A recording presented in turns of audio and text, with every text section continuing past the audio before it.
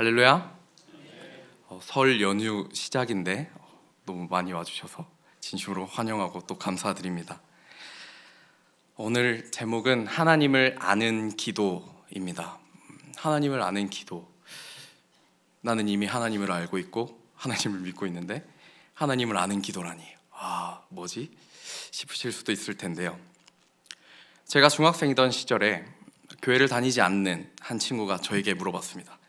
야, 태수야, 하나님한테 기도하면 그 기도하는 거 전부 다 이루어지냐? 저는 할아버지한테 들은 게 있어서 아마 다는 안 이루어질걸? 라고 대답을 했습니다. 그러자 그 친구는 저에게 그럼 뭐하러 기도해? 다 이루어지지도 않는데 뭐하러 시간 내서 뭐하러 일주일에 한 번 교회 가서 기도하냐? 다 이루어지지도 않는데 라고 대답했습니다.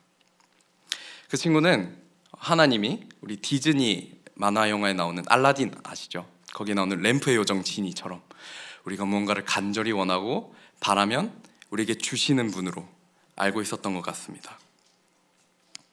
현대시대 사람 중에 종교를 가지고 있지 않더라도 기도하고 싶어질 때가 종종 있더라라는 설문조사가 있는데, 보통 그런 사람들은 자신의 건강의 악화 혹은 하고 있는 사업의 어려움 또는 중요한 시험을 앞두고 있을 때 제발 진짜 만약에 신이 있다면 이번 한 번만 나 좀 도와주세요 라고 무의식적으로 기도를 한다고 합니다.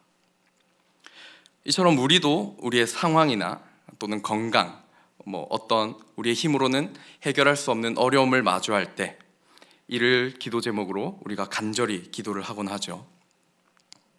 오늘 본문에 나오는 에베소 교인들, 그리스도인들과 바울 역시 우리가 아까 말했던 어렵고 힘든 상황 속에서 살아가고 있었습니다. 우리 에베소서, 바울 서신 중에서도 특히 옥중서신이라고 구분되어서 불리고 있는데요, 말 그대로 바울이 감옥에 수감되어 있을 때 작성한 편지라고 해서 옥중서신으로 알려져 있습니다. 찹디 차운 감옥에서 어쩌면 난 내일 당장 처형당할지도 모른다 그러는 그런 상황 속에서 바울은 에베소 교인들에게 편지를 쓰는데 이렇게 말하기 시작합니다. 우리 15절과 16절입니다.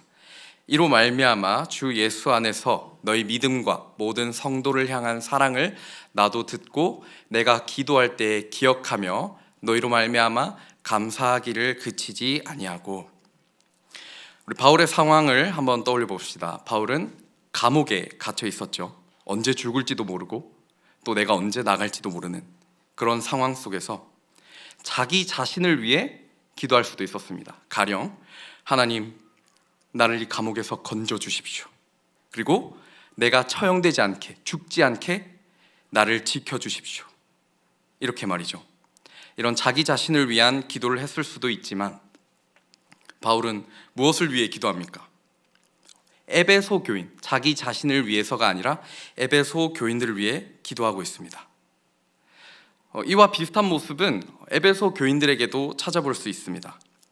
이탈리아 로마에 가면요, 카타콤이라는 지하교회 유적이 있습니다. 그게 뭐냐면 당시 로마 제국의 박해를 피해 그리스도인들이 땅속 깊은 곳에 땅굴을 파가지고 거기서 몰래 예배드리고 말씀 읽고 기도하는 그런 장소였습니다.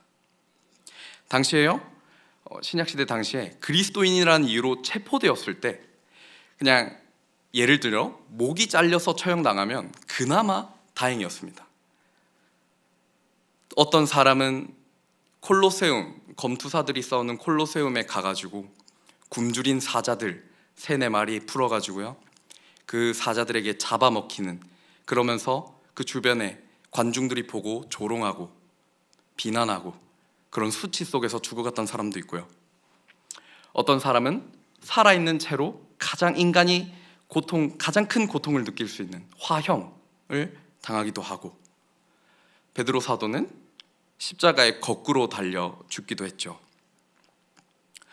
이런 상황 속에서도 에베소 교인들은 예수님을 향한 굳건한 믿음과 그리고 성도끼리 서로 사랑하는 것을 잊어버리지 않았습니다. 자신들이 처해진 상황에 대해 낙심하거나 절망하기보다 그리스도 예수 안에서 하나가 된 성도들과 연합하여 서로 사랑하고 예수님을 향한 믿음을 굳게 지켰습니다.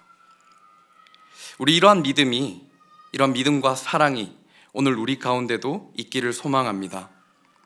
이것이 그리스도인들이 가져야 할 중요한 요소 중 하나인 것이죠. 어렵고 힘들고 우리의 힘으로 해결되지 않을 것 같은 거대한 장애물이 있더라도 절망보단 찬양을, 그리고 불평보단 사랑하는 저와 여러분들이 되기를 소망합니다. 바울은 이제 이런 에베소 교인들을 위해서 기도하기 시작합니다. 어떻게 기도합니까? 17절 우리 함께 읽어보도록 하겠습니다. 시작. 예수 그리스도의 하나님 영광의 아버지께서 지혜와 계시의 영을 너희에게 주사 하나님을 알게 하시고. 아멘. 바울은 에베소 교인들이 하나님을 알게 해달라고 기도합니다. 여기서 중요한 부분은 영광의 아버지께, 그리고 지혜와 계시와 영을 너희에게 주사, 이 부분인데요. 우리가 기도할 때 누구에게 기도드리죠? 누구에게 기도합니까? 우리 하나님 아버지께 기도드리잖아요. 하나님 아버지는 영광의 아버지십니다. 그리고 우리는 우리의 영적 아버지 하나님 아버지께 기도를 드리는 것이죠. 미국의 리디머 장로교회 담임 목사님이셨던, 지금은 이제 소천하셨는데, 팀 켈러 목사님은 하나님 아버지의 자녀로서 아버지의 사랑을 흠뻑 느끼는 기도를 드리라고 강조합니다. 또한 바울은 로마서 8장 14절에서 15절에 이렇게 말하는데요. 무릇 하나님의 영으로 인도함을 받는 사람은 곧 하나님의 아들이라. 너희는 다시 무서워하는 종의 영을 받지 아니하고 양자의 영을 받았으므로 우리가 아빠 아버지라고 부르짖느니라. 아멘. 하나님은요, 우리 초반에 나왔던 램프의 요정신이 고작 그런 존재가 아닙니다.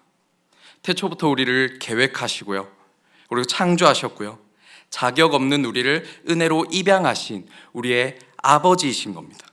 우리 하나님이 우리의 아버지가 되십니다. 그리고 우리는 그 아버지께서 주시는 지혜와 계시, 그리고 성령을 받음으로 하나님을 더 깊이, 더 또렷하게 알게 되고 더 깊이 깨닫게 되는 것입니다. 이것을 구하는 기도보다 더 중요한 기도가 어디 있겠습니까? 우리가 이 세상을 살아가는 데 필요한 물질보다도 더 중요할까요? 전혀 그렇지 않습니다. 우리는 이보다 더 값진 것을 세상에서 얻을 수 없습니다. 기도는 아버지 되시는 하나님과 더 따뜻한 교제, 더 깊은 교제를 나누게 합니다. 그분의 거룩하심과 위대하심을 우리가 깨닫게 됩니다. 그리고 우리는 그걸 깨닫게 되는 기도를 해야 되는 것이죠. 그렇다면요, 우리는 하나님께 무언가를 구하는 기도, 하나님 나 좀 부족한데 이것 좀 주십시오 하는 기도를 하면 안 될까요? 아니요, 그렇지 않습니다. 예수님께서는 이렇게 말씀하셨는데요. 마태복음 7장 7절에서 8절입니다. 우리 다 같이 큰 목소리로 읽어볼까요? 시작.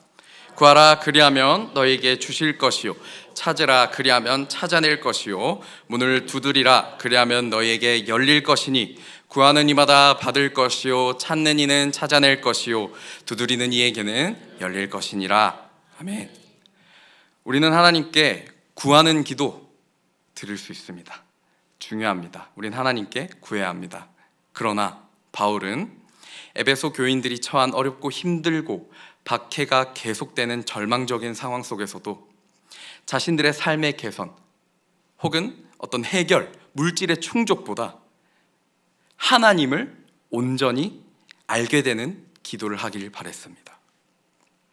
왜 그럴까요? 왜 그랬을까요? 우리 모두는 하나님을 온전히 알게 될 때 비로소 기쁨과 평안을 얻을 수 있기 때문이죠. 하나님을 알기 위해서는 그분을 붙잡고 기도해야 됩니다. 하나님의 얼굴을 구해야 합니다.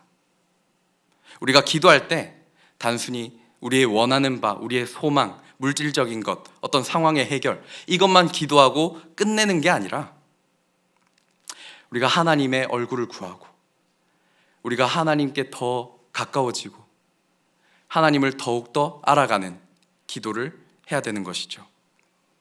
이사야서 64장 7절은 또 이렇게 말하고 있습니다. 이것도 큰 목소리로 함께 읽어보도록 하겠습니다. 시작.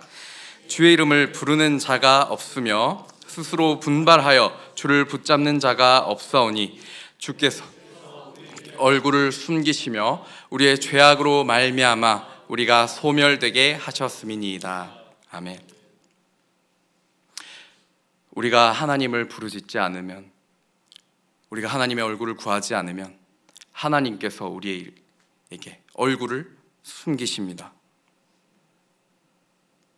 그래서 우리는 하나님을 알기 위한 기도, 하나님과 나의 관계를 위한 기도를 중요시 여겨야 됩니다.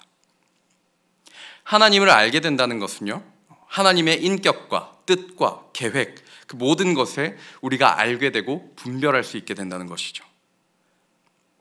우리 하나님을 얼마나 잘 알고 있습니까? 하나님께서 우리에게 하시는 말씀에 얼마나 귀를 기울이고 계십니까? 우리는 기도를 드리고만 있진 않으십니까? 우리가 원하는 바, 우리의 소망만을 하나님께 드리고 하나님께서 우리에게 하시고자 하는 말씀에 귀를 닫고 있진 않습니까? 기도는요, 우리가 하나님께 보내는 일방통행이 아닙니다. 하나님께서도 우리에게 말씀하시는 쌍방향인 것입니다. 우리가 이것을 기억해야 해요. 그것을 기억하고 하나님을 알아가는, 하나님을 더욱더 알게 해달라는 기도를 할 때 우리는 지금보다 더 깊은 만남, 그리고 더 깊은 교제가 있을 줄로 믿습니다. 바울은 이제 그런 기도, 하나님을 더욱더 알게 해달라는 기도를 할 때 우리에게 어떤 영향이 일어나는지 직접적인 영향에 대해 말을 하기 시작하는데요. 에베소서 1장 18절입니다. 너의 마음의 눈을 밝히사 그의 부르심의 소망이 무엇이며 성도 안에서 그 기업의 영광의 풍성함이 무엇이며. 성경에서요, 마음은 인간의 자아 전체를 해당하는 또는 관리하는 중앙관제소에 해당되었습니다. 그러니까 한 사람의 인격, 성격, 행동 등을 담당하고 관리하는 것이 마음이라는 것이죠.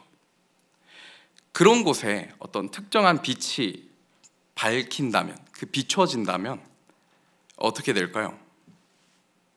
그 사람의 인격과 행동, 비롯한 모든 것들이 변하게 될 것입니다. 하나님을 만나기 전, 그 빛이 비춰지기 전에는 어둡고 깜깜한 방인 줄 알았던 곳이 아주 밝은 방이 되어 아름다운 향기를 남기고 따뜻한 방이 된다는 것이죠. 우리 하나님 처음 만났을 때 어땠습니까? 우리의 마음이 하나님의 진리의 빛으로 비춰질 때, 밝아졌을 때 전 인격적인 변화를 우리 모두 체험하지 않았습니까?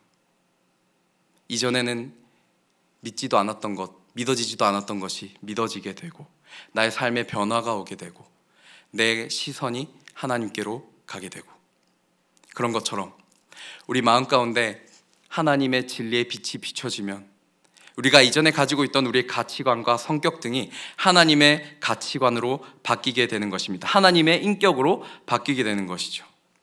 세번역 성경은 18절을 이렇게 기록합니다. 여러분의 마음의 눈을 밝혀주셔서 하나님의 부르심에 속한 소망이 무엇이며 성도들에게 베푸시는 하나님의 영광스러운 상속이 얼마나 풍성한지를 여러분이 알게 되기를 바랍니다. 아멘. 하나님이 우리를 왜 부르셨을까요? 왜 우리를 부르셨을까요? 하나님의 자녀로. 하나님은 우리가 예수 그리스도와 함께 교제하여 예수 그리스도의 사람으로 되게 하시려고 우리를 부르셨습니다.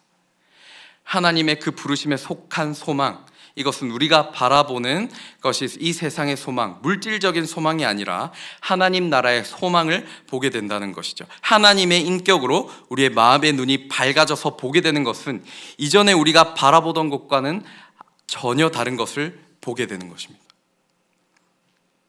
예수 그리스도와 교제로 그분의 십자가 사건을 믿고 부활을 믿고 그분의 자녀가 되었을 때, 그래서 우리가 하나님과 더 깊은 기도, 더 깊은 교제, 더 깊은 만남을 이루었을 때 우리는 비로소 하나님 나라의 소망을 알게 되고 바라보게 됩니다.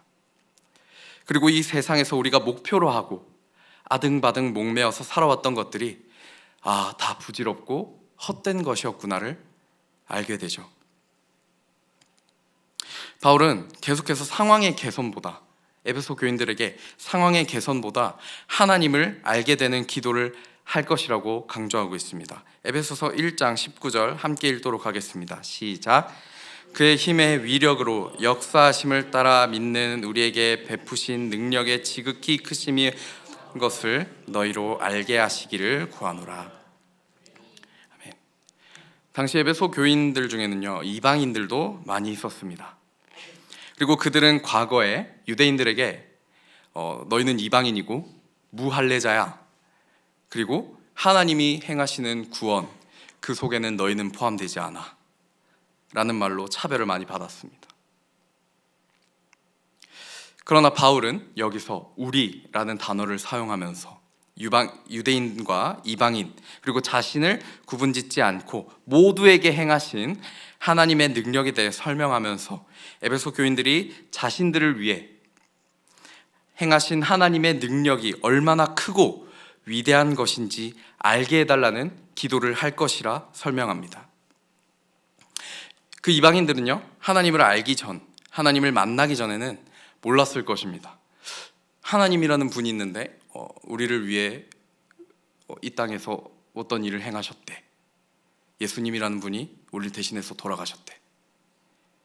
알지 못했을 것입니다. 그리고 우리들도, 저와 여러분도 마찬가지죠. 대한민국에서 태어나서 이 나라의 밥을 먹고 이 나라에서 살아가면서 중동 지역에 이스라엘이라는 민족이 섬기는 신이 있는데 그 신이 우리의 아버지래. 우리를 위해 큰 일을 행하셨대.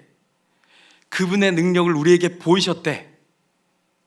여러분, 이거 처음 들었을 때 어떤 생각이 드셨나요? 우리랑 전혀 상관없는, 우리 정지구 반대편에 있는 이스라엘이라는 민족의 신이 우리 아버지라고? 우리의 영적 아버지라고? 말도 안 되는 소리. 그런 생각을 했을 것입니다. 저도 마찬가지였고요. 그리고 이는 에베소 교인들도 마찬가지였겠죠. 그러나 하나님을 알게 될 때, 하나님을 구하는 기도를 할 때 우리는 우리에게 행하신 하나님의 놀라운 능력과 계획과 섭리와 통치가 보이고 알게 되고 느껴지게 되며 믿어지게 되는 것입니다. 우리는 이러한 기도를 계속해서 해야 됩니다. 우리가 인격적인 하나님을 만났든 또는 만나지 못했든 우리는 계속해서 이런 기도, 하나님의 행하신 능력을 구하는 기도, 하나님을 더욱더 알게 해달라는 기도를 해야 되는 겁니다. 우리의 인생, 그리고 우리의 삶은 여전히 하나님의 통치, 그리고 하나님의 섭리 안에 있기 때문이죠. 그래서 우리는 여전히 하나님의 뜻과 계획을, 하나님을 더욱더 알게 해달라고 기도해야 합니다. 그렇다면 하나님께서 우리에게 행하신 그 크신 능력이 도대체 무엇입니까? 20절을 보면 이제 알 수 있습니다. 그의 능력이 그리스도 안에서 역사하사 죽은 자들 가운데서 다시 살리시고 하늘에서 자기의 오른편에 앉히사. 아멘. 우리에게 행하신 하나님의 능력, 죄의 늪에서 허우적대던 우리를 건져주시고 영원한 사망이라는 종착역에서 영원한 생명으로 바꾸시기 위해 이 땅의 참 하나님이시며 그분의 아들이신 예수 그리스도를 우리에게 보내주신 것입니다. 우리는 예수 그리스도를 통해 하나님과 더욱더 가까워지게 됩니다. 하나님은 자신의 능력과 뜻과 그 모든 것을 예수 그리스도를 통하여 우리에게 계시하셨고 우리는 그분과 교제함으로 하나님과 더욱더 가까워지게 됩니다. 예수께서 죽음에서 부활하신 것처럼 우리도 죽음이 더 이상 끝이 아니라 영원한 하나님 나라, 영원한 생명을 얻게 되었습니다. 믿으십니까? 이 사실을요, 머리로 믿고 아는 것과 우리가 삶에서 살아가면서 느끼고 깨닫는 것은 전혀 다른 것입니다. 지금 세상 사람들은요, 기독교에 대한 기본적인 복음의 기본적인 이론들은 다 알고 있을 겁니다. 많이 들었거든요. 미디어에서도요. 그리고 전도하면서도요. 그러나 그들은 머리로만 알고 있는 것이죠. 문자적으로, 학문적으로 알고 있는 것입니다. 그러나 우리는 어떻습니까? 저와 여러분은 어떻습니까? 이게 믿어지지 않습니까? 사람들이 그 사실을 가지고 증거가 어디 있냐? 그걸 왜 믿냐? 요즘 같은 세상에 과학이 얼마나 발전을 했는데 왜 믿니 그거를? 증거가 어디 있다고? 과학적인 뒷받침이 없잖아 라는 말로 해도 우리는 어떤 대답밖에 할 수 없나요? 어떻게 믿어지는 걸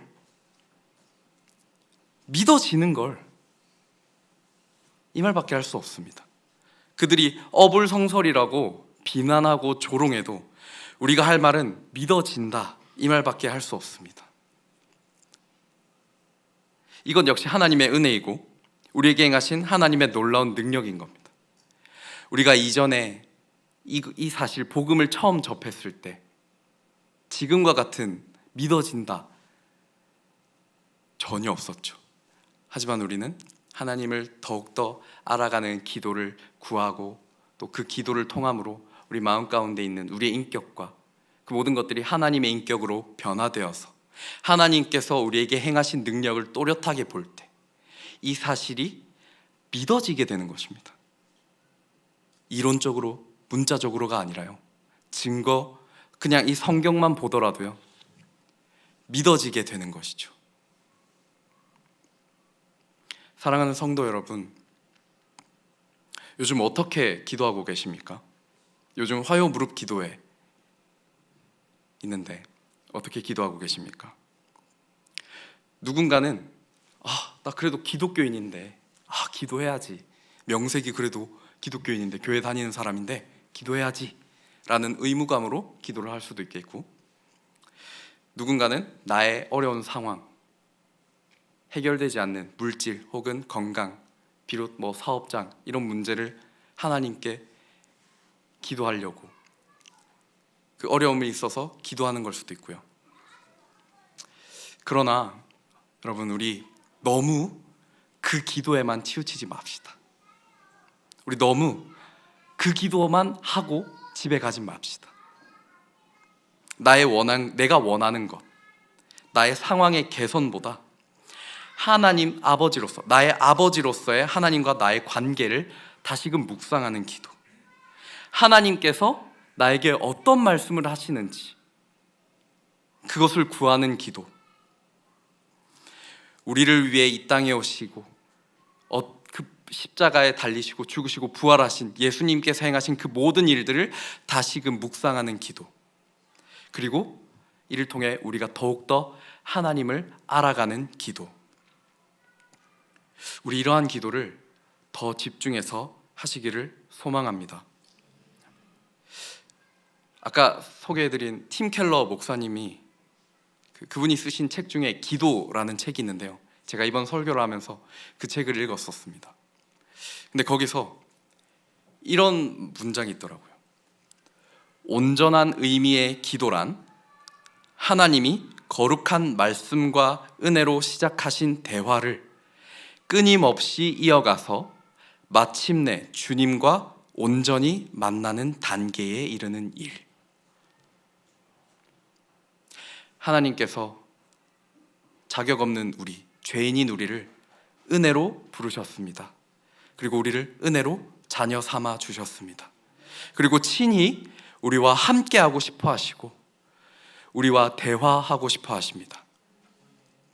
우리 시간 이후로 하나님과 더 깊은 만남, 그리고 더 깊은 교제, 더 깊은 기도를 하는 저와 여러분, 우리 모두가 되기를 진심으로 소망합니다.